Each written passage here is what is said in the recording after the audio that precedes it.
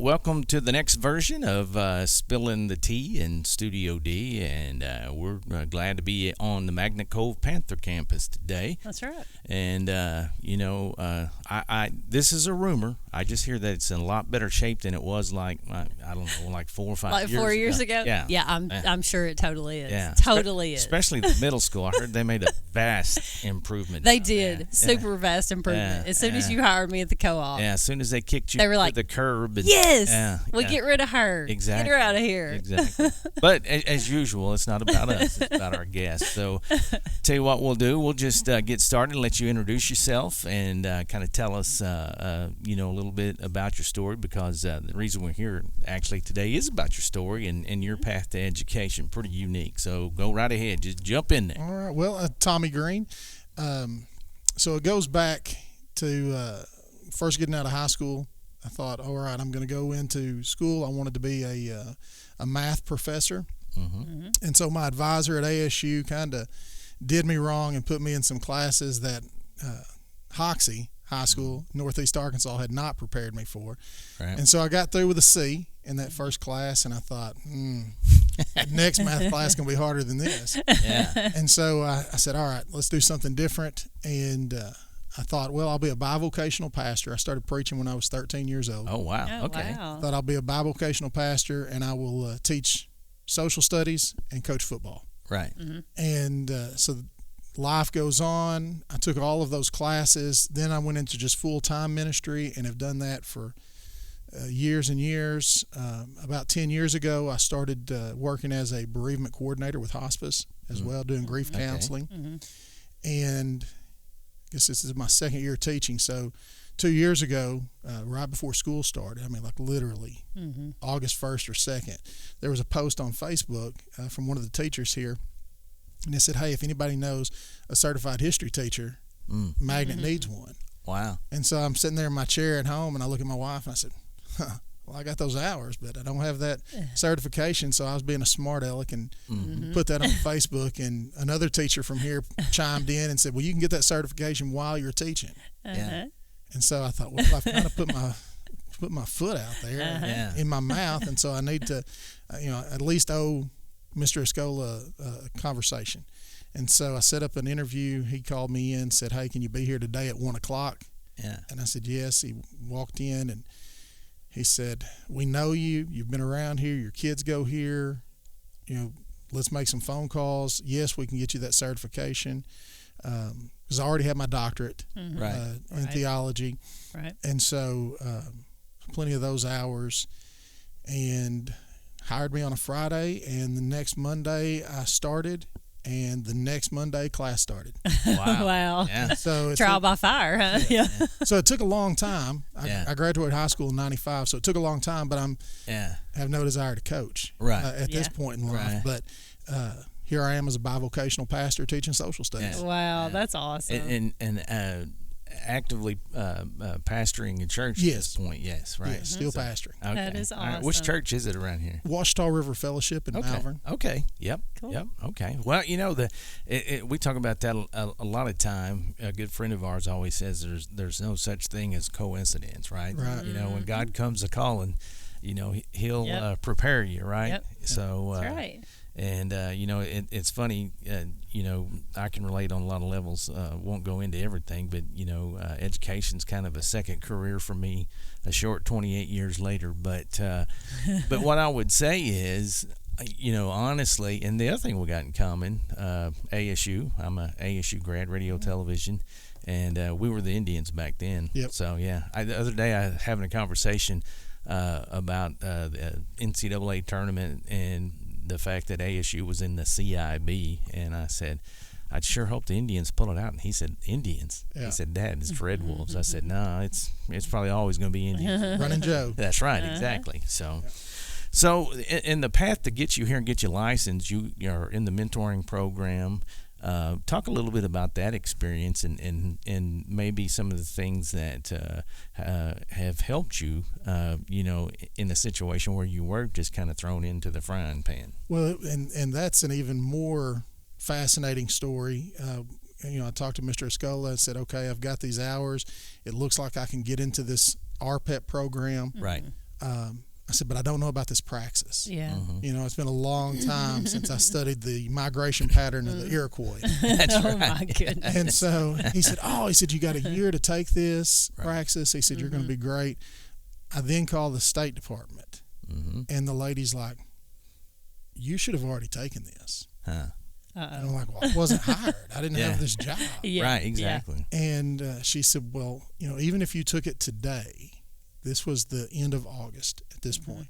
She said, even if you took it today, you wouldn't get your results back in time to be in this cohort Right. that I'm currently in. And I said, is there anything you can do? Yeah. And she said, how confident are you that you could pass this praxis? And you're like, And I straight up lied to her. And you know, And then you I've asked studied like- forgiveness. yeah. I've asked forgiveness. For Yeah, that. right, for right. lying. Yeah, And you I just said- admitted, yeah. I said, I can pass this thing. And she said, well, when are you going to take it? And I took it the Tuesday after Labor Day. You're Wow. cramming. So So- you're cramming. so I You're gave cramming the myself whole time. Yeah. Less than a week or Yeah. about a week to take this test, which doesn't help students here when they say, Right. oh, I didn't have time to study. And I'm like, I studied 600 pages Yeah. Yeah. in less than a week and Yeah. passed this test. Yes. Right. That's And awesome. so passed the praxis, got into the RPET program. I'm finishing that up now. I've submitted all my stuff to EdTPA for that final project Right. and just waiting for my results Yeah. to come back in. Good deal. Yeah. So Good deal. That's a great story. So, how valuable is it, you know, for teachers to be or young teachers out there? But talk a little bit about just the, you know, the networking when everybody comes to like our campus, you know, for days of training or what have you. I think a lot of times, I know, you know, even back in the day when I was going through, just the time together that with similar people that are fighting the similar fight. Well, so I'll talk about that in two different ways. One, the RPET program that I'm doing is in Little Rock. Right. And so I'm up there with a lot of teachers from Pulaski County. Sure. And so once a month I go up there and I come home like this. Yeah. Oh, my. Right. I will never leave Magnet Cove. Right. This is the greatest place on earth. Oh yeah. to teach. Yeah. Right. But that's been very fascinating to see the struggles that those teachers have Right. that we don't have here. Right. And then when I come down to Dawson, you know, last summer I took every PD that I could take Sure. at Dawson Right. because they are, I mean, just fascinating. I've learned so much that I thought, oh, well, I can do this. I've been pastoring for 30 years. I've been teaching my whole life. I can do this. And then just to go down there and figure out some of the stuff that I'm doing right already. Yeah. Right. And then here are some ways that I can do it better. Right. And so just to know that I'm not by myself and, you know, those breakout times to go get lunch with somebody else that I've never talked to before. Yeah. Just exchange life experiences. So, I mean, just top-notch stuff. So it made me think when you came into teaching, which you were a pastor, so you have a lot of similar experiences or whatever, but what was like a big shock, like, whoa, I wasn't prepared for this when you started? I think initially thinking that these kids today were going to be the same kids that I graduated with in 1995. Yeah. Yeah. Yeah. And I walked in and I thought, I don't know how some of you are still breathing. Yeah. Oh yeah. That requires too much mental work or something. Yeah. Somebody's got to remind you to do it, right? Yes. Yeah. And so that's been the biggest Yeah. thing of just, you know, the stuff that we connected with isn't what they connect with today. Right. And so Got to find those. Yeah. yeah, find so those figuring out how I'm going to change my approach to be Yeah. and I guess the other big thing, and this is where being that grief counselor really helps so much. You know, not just here, but other places I've been seeing kids there. I mean, these kids are all just so sad. Oh yeah. Oh yeah. Yes. And Whether so many they've have been got- through trauma. They've got It's just- family yeah. issues at home. Their grades aren't what they ought to be. They broke up with their boyfriend, girlfriend. Yep. And so being able to build those kind of connections where I tell these kids all the time, hey, if you need somebody to talk to, swing by my classroom Yeah. Right. and we'll take a few minutes. And, Yeah, that's awesome. Yeah. and so, you know, I guess the more of every teacher has to be a counselor. Yeah. Oh yeah. Oh, yeah. I mean, in a sense, yes. I mean, Because that wasn't true when Yeah. I was in school. The teacher would make some sarcastic remark and send you on down the hallway. Oh yeah. And I mean, I graduated high school in 1985, but you know, it's been kind of a, That's a long time just ago. kind of a way of watching things progress, with kids and just the social emotional. That's not anything we talked about in the 80s or 90s. Yeah. And then just technology and the role that it has. I mean, it's very good for education, but it's also, kids are so connected today. Yep. Well, and I think, that's the reason why I see such a need in teachers and in education. Mm-hmm. That you got to make sure you hire the right people. Right. That's right. They've got to have the right heart. The right heart. Mm-hmm. Yep. Because ultimately, and this hit me last year in my first year, maybe third quarter, that in essence, what I'm teaching my U.S. history students is I'm teaching them how to think well. Mm-hmm. Right. Teaching them how to make decisions, how to process information, and the vehicle that I use to do that is U.S. history. Mm-hmm. So I'm teaching them skills that they're not going to just use in a U.S. history classroom. I want them to be able to pick up a newspaper or read a story online and be able to use those same tools to process that information or the breakup they had or this isn't the end of the world. Right. Yeah. Right. So yeah, it's funny you said pick up a newspaper. yes, they laugh at me when I bring my newspaper in.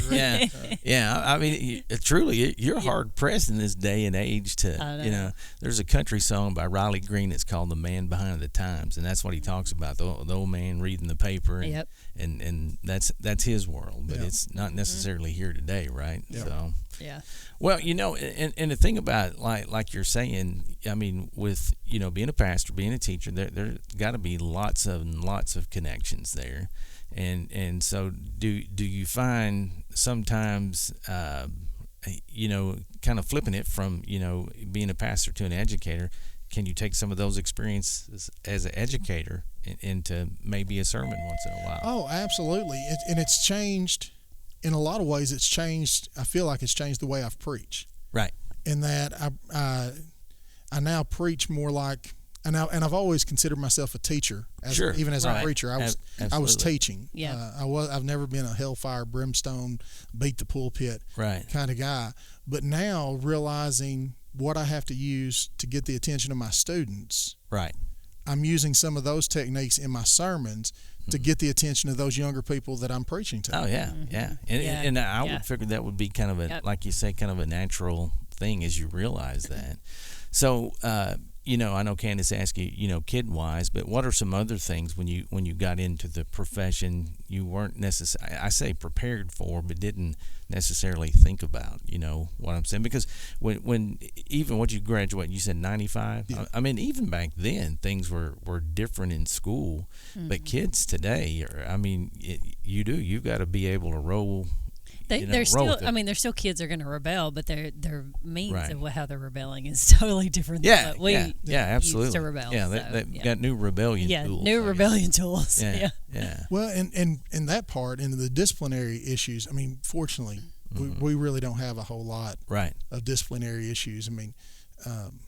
We catch the occasional kid vaping in the bathroom, which is safer than it was when I was in school because you were catching the kids smoking. Oh, yeah. And they got matches and lighters and everything else on campus. Yeah, it's funny, though, you say that. I can even, people talk about like in the 70s and on into the early 80s, but they had designated smoking areas for students. I know, that's crazy. That's so crazy. That's unbelievable. I know that is unbelievable, honestly. Some of my suspected students that I suspect of vaping that I haven't caught yet, they're like, oh, my dad said he used to go out here and smoke. And, well, not now. Yeah. No. This is 2024. That's right. That's right. One school actually had a smoking log, they called it. It's a big old tree that they laid over, and that's where, you'd go at lunch if you had to get you a cigarette. So, but it's not 70s.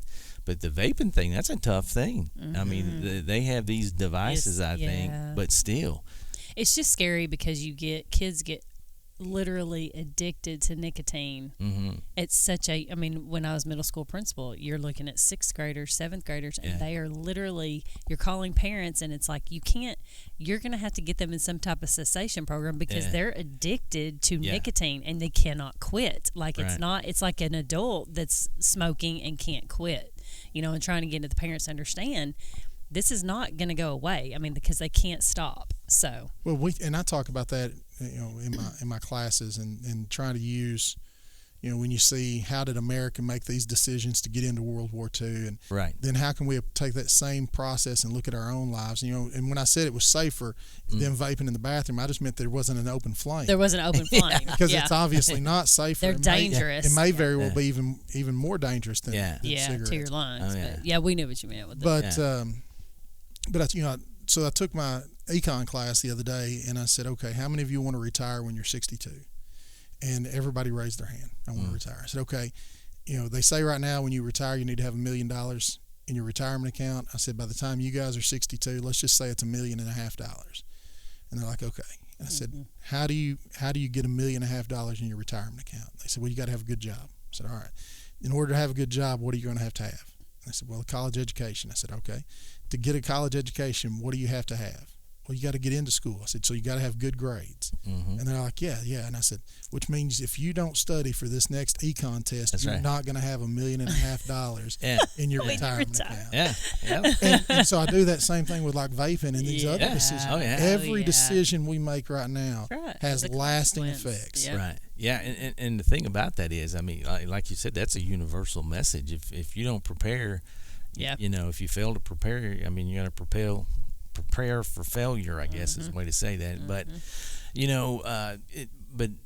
once you got in here and got rolling, I mean, did you get at what point did you feel like, hey, this is where I'm supposed to be? I think from day one. Yeah.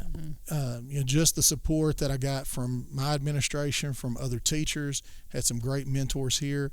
The help that I've gotten through Dawson with that first year, novice teacher program. Right. I mean, it's just been, really freed me up to teach. Right. It's like, hey, we're going to come alongside you, and we're going to take care of all this other busy stuff that you need to do. Right. You teach. Yeah. And so, I mean, really just kind of from day one. Well, and I know probably, the minute you signed on, you're thinking, okay, content. And like you said, the first time you got in front of kids and you're like, whoa, wait a minute. Relationships.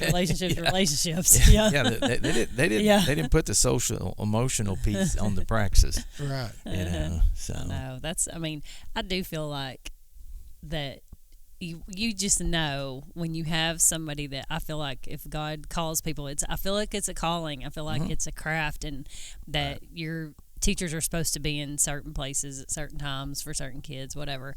And you can just tell. I mean, it's like it's natural. It's just that sometimes it's things that you can't even really just teach that person. I mean, I think you can learn like it. Right. We learn like I'm learning still every day. I mean, I want to continue to learn and grow, but I feel like it's just those that are called.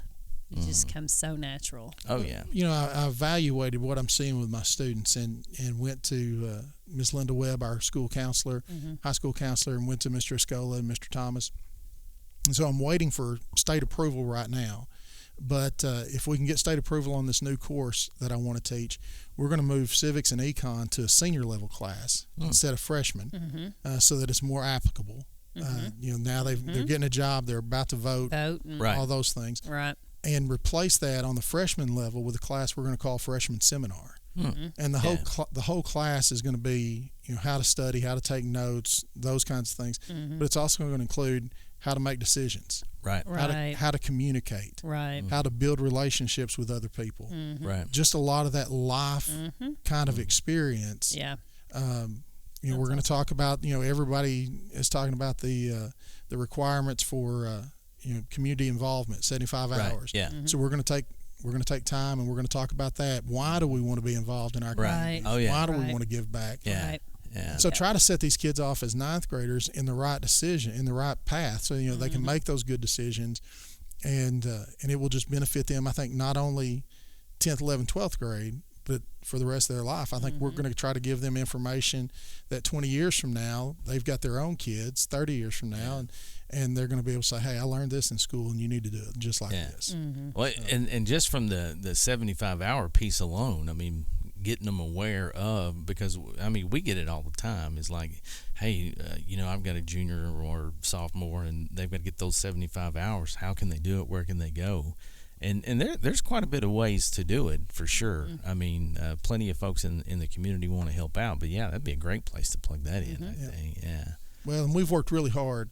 Everybody's flipping out about that, but our students have been aware of that now for the last 2 or 3 months. We've been talking about it. Yeah. And honestly, we've got programs already in place and putting some new ones into place where you could get your 75 hours in a year. Oh yeah, yeah. So and I think there within again lies a great life lesson. I mean, about knowing you've got a requirement in front of you, and nothing beats hard work at the end of the day. That's right. And that's one of those life lessons I think that we go on. And just that's what's hard is many are not taught work ethic and they have no idea. Right. So, oh yeah. and it's hard to teach that even with them just being at school.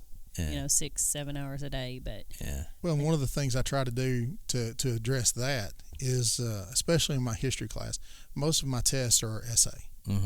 Yeah, I'm not gonna ask them give me this date and that place and this date and that place. Give me let's write an essay. I want to know what you think, what you feel, what you know. How are you interpreting this? Because that's what I told them. I said, I'm going to teach you guys how to be historians. I'm not going to teach you history. I'm going to teach you how to be a historian. I love that. Yeah. That's awesome. Yeah, that is so awesome. You're going to interpret information and then come to your own conclusions. Yeah. So I like it.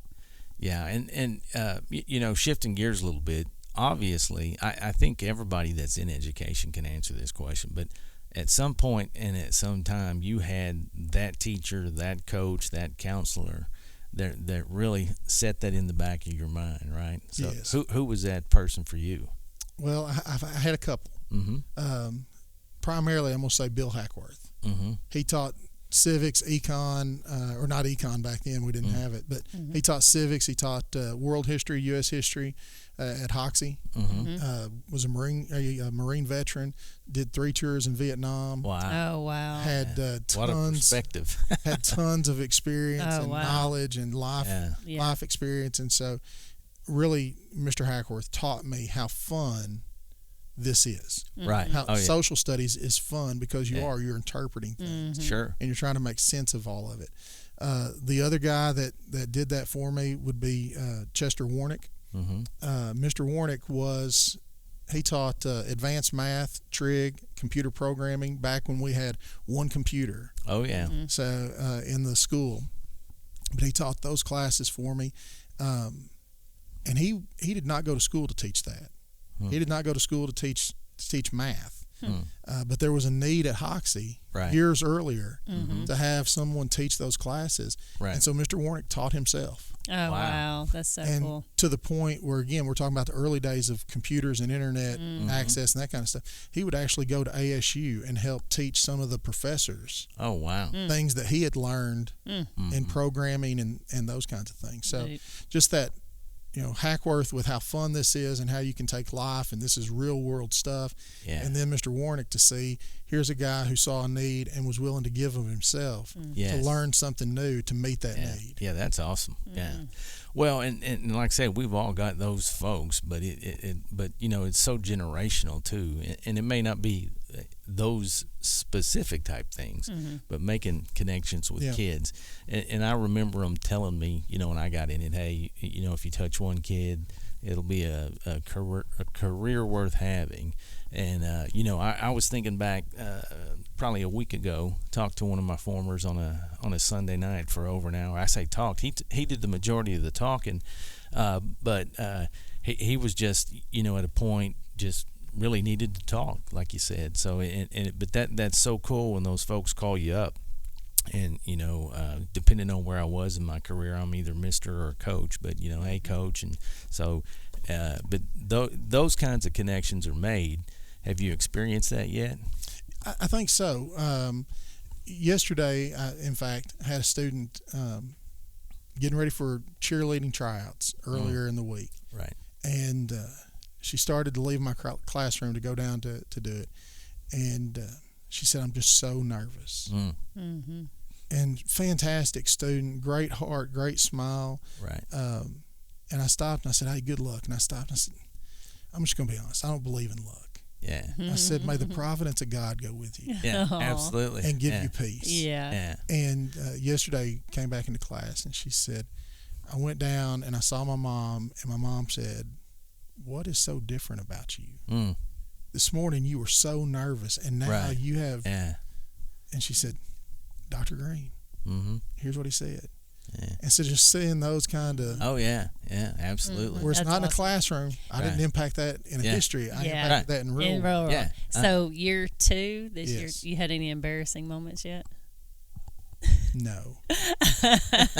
It's coming. No. Well, see, now, fortunately, I've got years of experience of speaking in front of it. Well, I started. Yeah. To say, So yeah. But Okay. what as a pastor? If you had Yeah. Ever. Wow. Yeah. No, they say that the. Now you already lied to us once This is earlier. the truth. Okay. They say, the foolish man learns from nobody's mistakes. Right. The smart man learns from his own mistakes. Right. The wise man learns from the mistakes of others. And so I've got plenty of friends with those kind of war stories saying stuff in the pulpit that you just, Yeah. Yeah. I don't believe I'd have said that. Or leaving the mic on. Yeah. And that kind of thing. So I've been very careful. Well, that's one of the things I would have to say about my radio career that's taught me well was, every microphone's a hot microphone, and thank goodness I never did anything like that. But there were a couple folks I worked with along the way. They had the song on, and voicing their opinion or whatever. And so, but we've all. Again, to date, the only mistake I've ever made talking on a microphone is I was calling football games on the radio. Okay. And my buddy JT was the play-by-play guy, and I was the color guy. And I said, I can't believe it, JT. They're going for it. Yeah. And he said, well, why wouldn't they? It's third down. and he told me after the game, he said, when you started saying that, he said, I just started salivating because it's like, I got can him. get you. I finally got him. Yeah. That's awesome. Yeah. So do you still do any football calling or? No, John. I keep the scorebook for basketball. Gotcha. Here at school, and trying to introduce some music into our basketball games and trying to get the atmosphere pumped up. Yeah, that's good. I'm a go big or go home kind of guy, and so so music. So what? Darren's a music guy. Yeah. So what's I on? love music. If we hopped in your car right now, what's on your playlist? it's going to be Coulter Wall, Sturgill Simpson. Oh man, yeah, he's keeping it real country. Right? Yeah. Like, So wow. I don't get to play the music during basketball that I want to play. Right. So and I think it's the thing about those kinds of people that really go deep into the storytelling piece, Yes. right? And I think sometimes, but again, I get it. It's another generational thing. But some of this stuff, so-called music that the kids listen to, it's just so empty. I mean, they got like words that rhyme and a good beat, and I'm all about a good beat. Don't get me wrong, but I feel like You're dating yourself. There's no substance. Well, talking about that, we're getting into. We're still in the Cold War, and we're talking about propaganda right now in U.S. history. And so I just finished this week showing my students the movie Gaslight. Oh, yeah. From 1944, and where we get the term gaslighting. But before we started watching that, I played them the 1994 Blues Traveler song, Hook. Oh, yeah. And made them go through the lyrics, and I'm like, this whole song is about how stupid we are. Yeah. And I said, because he's telling the truth. As long as it's got a beat, and he sings it the right way, then we will just buy that album and listen to it. Yeah. And I heard somebody reference Billy Joel's "We Didn't Start the Fire" and basically built the song on basically headlines. Yes. But again, it goes through history pretty good. And but again, it's just not there today. Candace is a big what is it, Doja Girl or whatever Doja Cat? I don't know what it is, but. I mean, hey, she said this. Listen, I love everything. She said, country. but she'll come and say, this rock. is a great song, and she'll put it on, and we'll all look at each other and go. Katie goes, it's a good song. It's a good song. Yeah. No, well, now I get the Guns same N' Roses. Thing. I get the same thing thing when I come in with one of these great storytelling songs. Oh, yeah. Because people don't want to listen to that. That's right. Yeah. So I feel your pain. I like those too. Like I like everything. I mean, I listen to pretty much everything. Billy Joe Shaver is one of my favorites. Oh my gosh, yeah! Fast Train to Georgia. Yes. Hey, you talk about an upbeat song that'll get you revved up for sure. Yeah. Yeah. That's awesome. He's about overcoming the odds. That's right. Absolutely. That's absolutely correct. Yeah.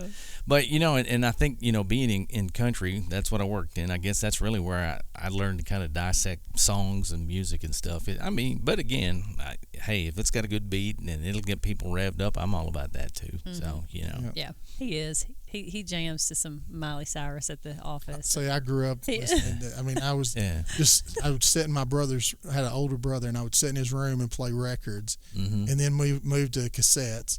But I mean, I grew up George Jones, Merle Haggard, Johnny Horton. Yeah. Yep. Oh, yeah. Yeah. All those kind of guys. Well, and it's funny at work because from time to time I'll just go back there and blast it out, and people will walk in and they're like, where's that coming from? They're like, oh, that's Darren. He's back there jamming out. They've gotten used to it, but I love it. Oh, I do too, because it's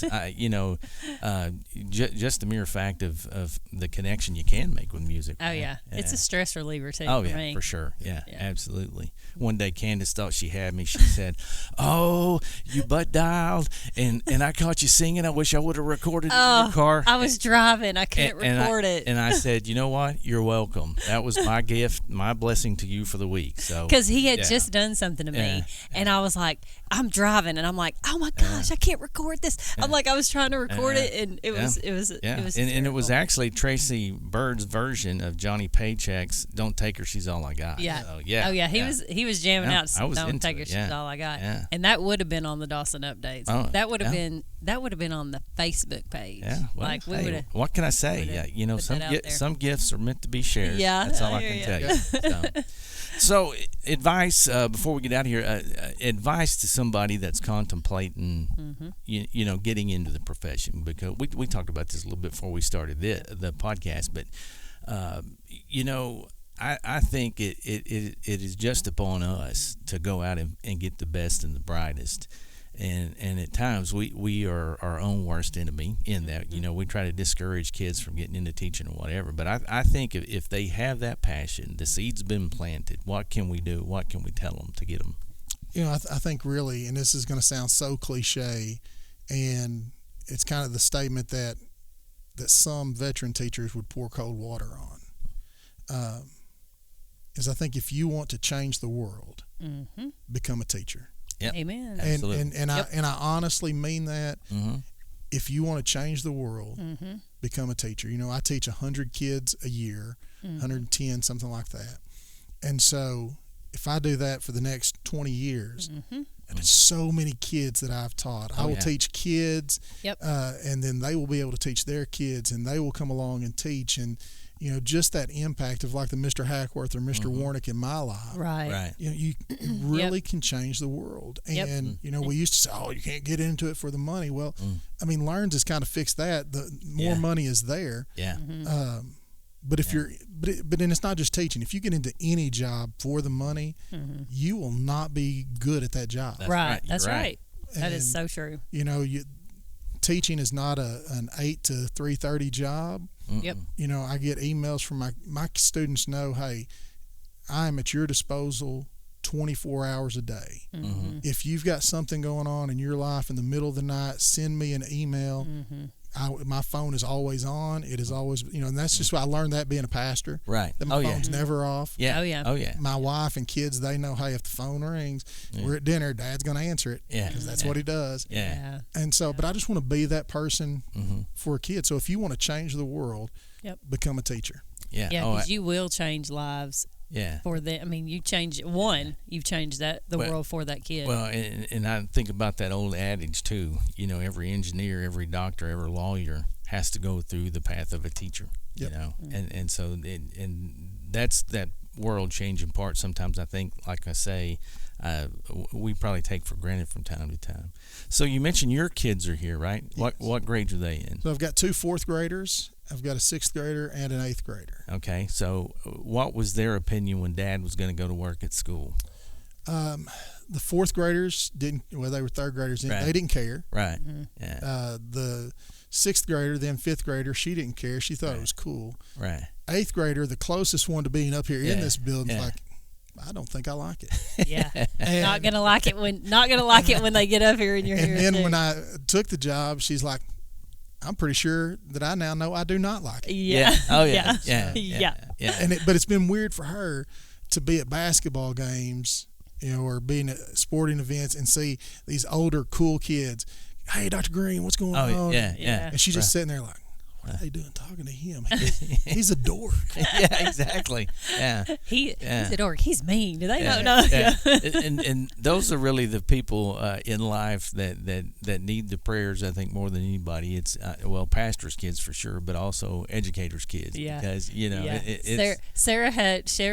I was principal 1 year. She was in 8th grade, and thank goodness, because she hated every minute of it. Didn't look at me during the school day. Did not talk to me. Was not going to reference that she even knew me.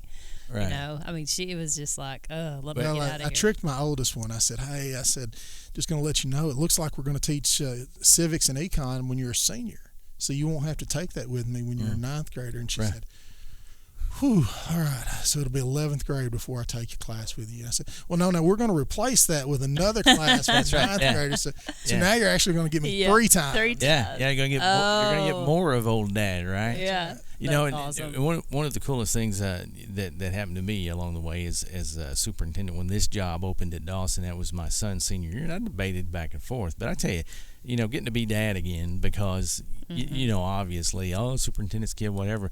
But one of the funniest things, his senior year, I was at a baseball game and then softball on the other field. Then Fountain Lake had a kid go down. And the mom comes running up to me and says, Mr. Beckwith. And I was like, okay, let me go check. It was kind of funny. In some of their minds, I hadn't gone. But my point is, being dad, I wouldn't have changed, but some of the most precious times and memories my son and I had was, back and forth, the trip to school, having those conversations about school, that kind of stuff. So, and my kids really helped me make that decision as well. Sure. I told to teach. It's kind of one of those things, and this will wear you out, but it's always been my philosophy. It's just how I've operated life. The best hand you got is the one at the end of your arm. Yeah. And so absolutely. If you're going to trust somebody, trust yourself over anyone else. And so it's like, I've got kids in this school. Right. I want to make sure that whoever they hire, especially in this social environment that we have right now, culture environment that we have as Americans right now, I'm like, I want to make sure that whoever's teaching our kids social studies follows this trajectory and not a different trajectory. Oh, yeah. Yeah. Somebody said it the other day, the most important thing about your kids will be the 5 people they hang out with the most. And that goes back to get to influence in all the kids, Yeah. So. Yep. Well, we appreciate you taking the time, especially since it's a day off, right? I know. I didn't realize that. Hey, that's awesome. Commitment right there, right? Yeah. Dedication. Like I said, like I told you, I'm not that teacher that says, I work da-da-da-da-da. Yeah. Oh, yeah. Right. That's it. Don't bother me. Yeah. Well, I would teach 7 days a week. Well, and it's I go back to what's the old saying? I mean, once you go to get a job, I guess. You get a paycheck, but if you get a career, you get a life. Yeah. That's right. And that's the thing. I mean, once you're doing it and you're loving it, which it's obvious you do, you got the passion. You do.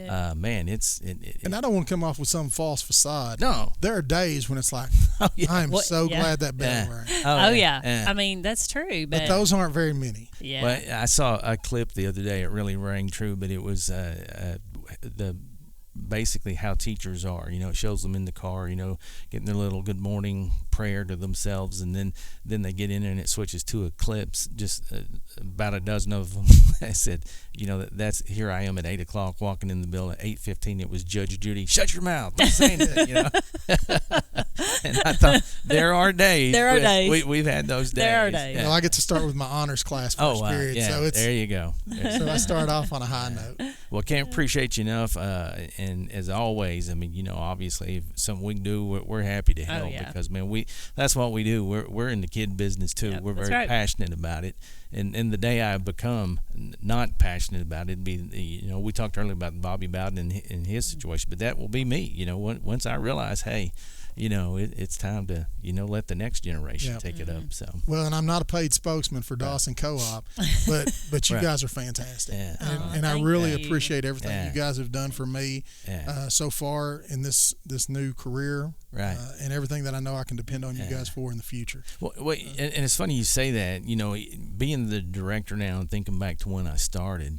and just think about all that I missed out on. And a lot of it falls squarely on me because, you know, I was like, I don't know about a co-op kind of thing. But, man, it's really it's been a good I've been there 8 years. But, you know, just to reflect and that perspective of looking back on how much better I really feel like I could have been if I would have taken advantage. So we don't miss those opportunities now. We'll shout it out. Oh, yeah, for sure. And no doubt, I mean, the results are in. We're the best co-op in the state of Arkansas. I mean, is it agree. even a question? I don't mean, think so.